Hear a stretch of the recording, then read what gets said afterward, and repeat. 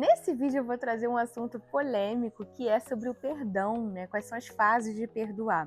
É um assunto que aparece muito no consultório e eu quis trazer até num ambiente diferente para a gente conversar de uma forma mais leve sobre um assunto tão delicado. Então, o que eu percebo é o seguinte: quando a gente fala de perdão, ele na verdade tem três grandes etapas. O que acontece é que as pessoas colocam tudo no mesmo saco e acham que é uma coisa só. Então, o perdão está relacionado ao passado, algo que eu vou perdoar que alguém fez comigo. Ressignificação está relacionado ao presente, né? Eu vou ressignificar esse vínculo a partir de algo que a gente viveu junto ou de algo que eu perdoei que essa pessoa fez. E confiança está relacionada ao futuro, né? Então, algumas pessoas acreditam que quando elas perdoam, elas já voltam a confiar, e não é assim que funciona. É um processo até chegar lá. E aí eu vou trazer como exemplo para a gente conversar esse livro que é maravilhoso, Me Abraça Forte. Ele fala muito sobre vínculos, sobre como a gente melhorar a nossa comunicação, qual é a dança que funciona e o que não funciona num casal. E tem uma parte que é sobre o perdão. E eu vou compartilhar algumas coisas aqui do livro com vocês. Ele divide em 6 grandes etapas. E aí a gente vai falar sobre cada uma delas e eu vou estar explicando aqui para vocês. A primeira parte que ele fala do livro é que quando a gente vai pensar no perdão, a primeira etapa é a gente falar sobre a dor no nível mais profundo. A gente precisa se conectar genuinamente com aquilo que nos dói, com aquilo que doeu, com aquilo que machucou. E a gente precisa ser o mais objetivo possível. A gente vai ter que lidar com a nossa angústia e segurar o nosso ímpeto de muitas vezes querer acusar o outro, apontar o dedo, debochar, ironizar. Porque quando a gente entra nesse modo de funcionamento, a gente deixa de estar conectado com a nossa dor. E aí o outro vai deixar de olhar para isso. Então a gente precisa genuinamente falar sobre aquilo que doeu, focar na sensação específica que isso causou, como que foi essa situação, como você se sentiu, o que ativou em você, o que doeu em você. E aí ele traz algumas perguntas para você ter como reflexão e a gente pensar junto, né, nessa primeira etapa. E aí ele coloca aqui, por exemplo, no momento de intensa dor, eu me senti privado de afeto? O que abalou minha segurança? O que aconteceu que fez você se sentir abandonado, não conectado, não visto? Ou o que doeu do que eu fiz? O que essa pessoa fez que pareceu para mim como uma acusação, como que fez eu perder a estabilidade e a segurança no vínculo? Então, para a gente realmente conseguir lidar com o perdão, essa primeira fase, essa primeira etapa precisa acontecer. A gente precisa deixar de lado o nosso modo, o nosso ímpeto de acusar, de brigar com o outro, de querer diminuir o outro, de querer apontar o dedo mesmo, né? Para focar no que doeu, na nossa dor, onde que bateu na gente.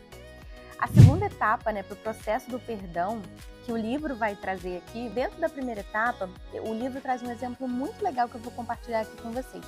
A situação é uma pessoa que estava passando por um processo de câncer e o marido, ele não queria ir para o hospital com ela de jeito nenhum, porque a mãe dele tinha falecido de câncer. E ela até então compreendeu e entendeu isso, mas o que doeu ela de verdade foi quando ele chegou em casa e a irmã ficou muito abalada com o processo dela. E a irmã se emocionou muito, chorou muito, e o marido foi consolar a irmã. Então, o que abalou a segurança, o que mais doeu naquela pessoa, né, foi o marido não ter consolado ela, não ter dado esse apoio, e sim ter conseguido fazer isso com a irmã. Então, ele vai exemplificar de uma forma bem legal como que essa dor apareceu, como que isso aconteceu, e como que começa aí o processo do perdão desse casal nesse exemplo. A segunda etapa, a pessoa que falhou, que deu ali o escorregão, precisa reconhecer a sua falha, sem justificar. A pessoa precisa estar presente ali. Porque uma coisa é tu dizer, nossa, desculpa, né, pelo que aconteceu de verdade. Outra coisa é dizer assim, mas eu te desculpo, mas também você precisa entender meu lado. Isso perde o peso da desculpa. Então, quando a gente pensa nesse processo de perdão, a segunda etapa vai envolver muito isso, né? A gente olhar para aquela pessoa, genuinamente estar presente, estar conectado com o que ela está falando, estar interessado no que ela está falando, estar interessada na dor que ela está trazendo, como que a gente pode cuidar e olhar para isso com mais carinho. A pergunta que o outro vai começar a se fazer na cabeça é: se você não enxerga essa minha dor, como é que eu posso confiar que você não vai fazer isso comigo novamente? Como é que eu posso acreditar que você não vai me machucar de novo? E eu acho que quando a gente pensa, né, de relacionamento, todo relacionamento vai ter erro, vai ter falha, vai ter momentos de dor. Porque quando a gente ama alguém de verdade, é como se a gente colocasse o nosso coração na mão daquela pessoa. Se essa pessoa tropeça, ela vai nos machucar e vice-versa. A grande diferença de um relacionamento que é saudável é que quando existe a dor, quando existe ali a falha na relação, existe reparação. A gente entende, se conecta com a dor, comunica essa dor para o outro e o outro genuinamente tenta reparar essa dor. E já é o próximo passo que a gente vai estar falando aqui. E uma observação que eu acho muito curiosa aqui nesse exemplo é o seguinte: quando a gente consegue fazer isso, né, de olhar para a nossa dor e comunicar isso para o parceiro de uma forma objetiva e o parceiro escuta o que a gente está falando, muitas vezes uma falha que está ali no passado, uma dor que é do passado, ela é vivida no presente e tem um novo significado. A gente consegue reparar uma dor passada no presente. Então aquilo passa a deixar de doer ou doer menos, porque existe reparação. Então quando a pessoa que é magoada entende a reação, entende o porquê daquela dor, acontece a reparação e o vínculo passa a ser mais fortalecido, inclusive, depois disso. E aí o exemplo que o livro traz, vai desenvolvendo a história, né, que eu contei, é que ele vira para a esposa e fala: caramba, agora eu tô entendendo o que doeu, agora eu tô entendendo a sua dor, agora eu tô entendendo o seu incômodo. E ali começa o processo começa ali as outras etapas do perdão que a gente vai estar falando.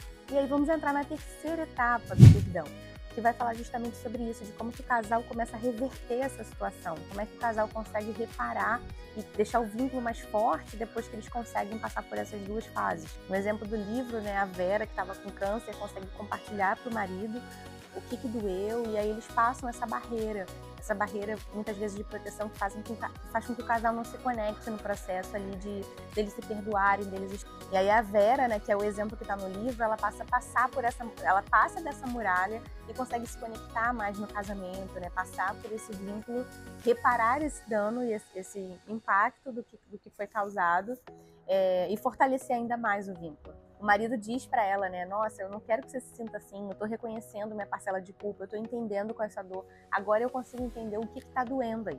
A quarta etapa do processo do perdão, que o livro vai estar trazendo aqui também, precisa existir remorso quando a gente fala do perdão. Isso precisa acontecer. Quem falhou precisa genuinamente mostrar que está arrependido. Porque se não acontece remorso, não tem reparação. Não é aquele pedido de desculpa assim, tá bom, eu te desculpo, tá?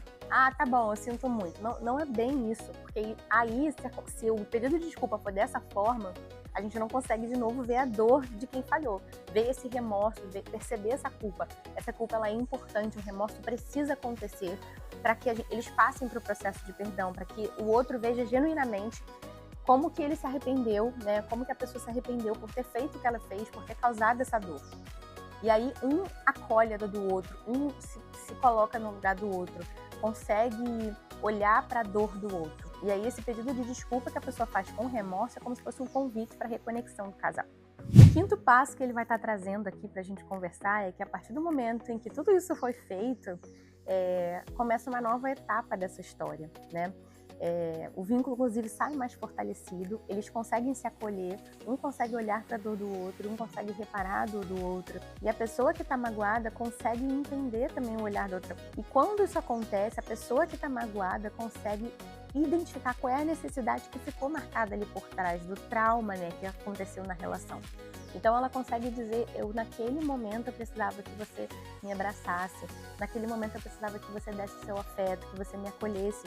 O que você fez com a minha irmã, eu gostaria que você fizesse comigo. Acontece a compreensão do vínculo emocional, que é como se fosse um antídoto para o isolamento e para a quebra da confiança da relação. E o sexto passo para esse pedido de perdão, o sexto e último passo, o casal começa a criar uma nova história e aí dá espaço para o que eu disse lá no início do vídeo, para reconstruir uma confiança, para que isso consiga ser construído novamente no futuro. Isso é muito legal porque a gente consegue se conectar com a dor genuína de cada um.